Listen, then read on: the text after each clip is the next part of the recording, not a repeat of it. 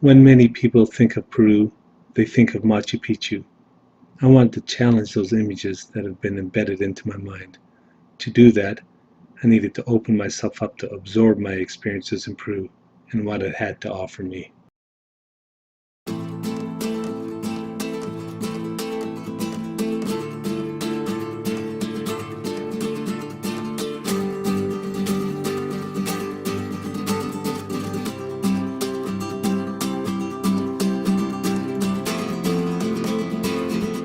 With a population of almost 10 million people, cycling through Lima's bustling streets came with a bit of a learning curve.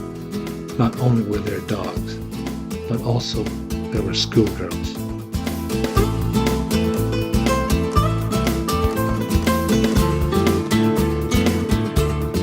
My most dangerous adversaries were the buses.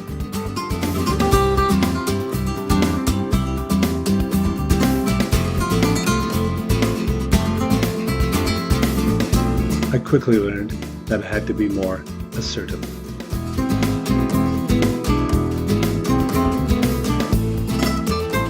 That is, of course, only when I have a size advantage.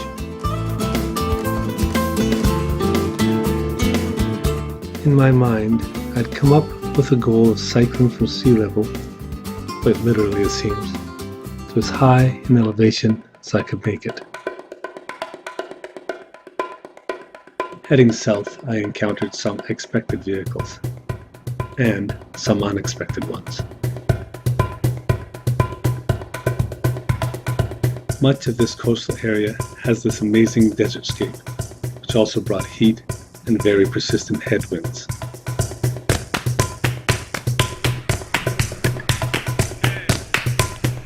As I can see it, there is one problem with spontaneous roadside drinking buddies. And that is that I still have to ride my bicycle afterward. And their drink of choice had a bit of a kick to it. There is something about touring on a bicycle that allows people to be friendly, but maybe it is just the Peruvian nature.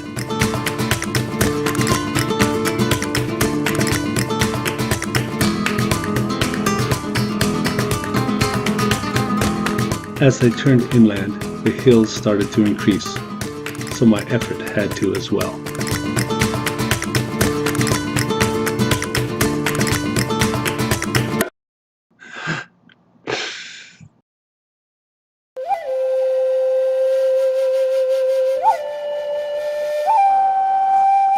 Machu Picchu is definitely not the only Incan complex in Peru. Tambo, Colorado was an active community around the same time. And when I visited, I was the only person there. The further I pushed into the Andes, the steeper and more sustained were the climbs.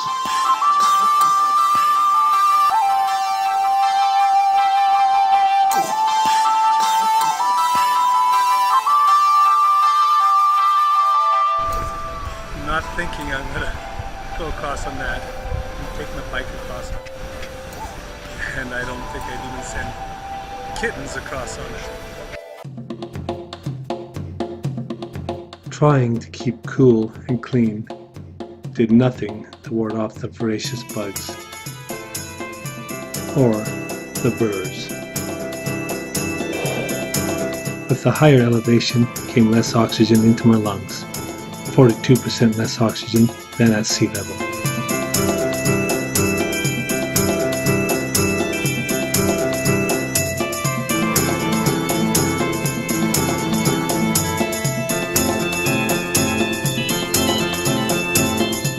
After 6 hours of the longest uphill I had ever seen, it took only 45 minutes of downhill to get back to my starting point, and I was most certainly going to enjoy the experience.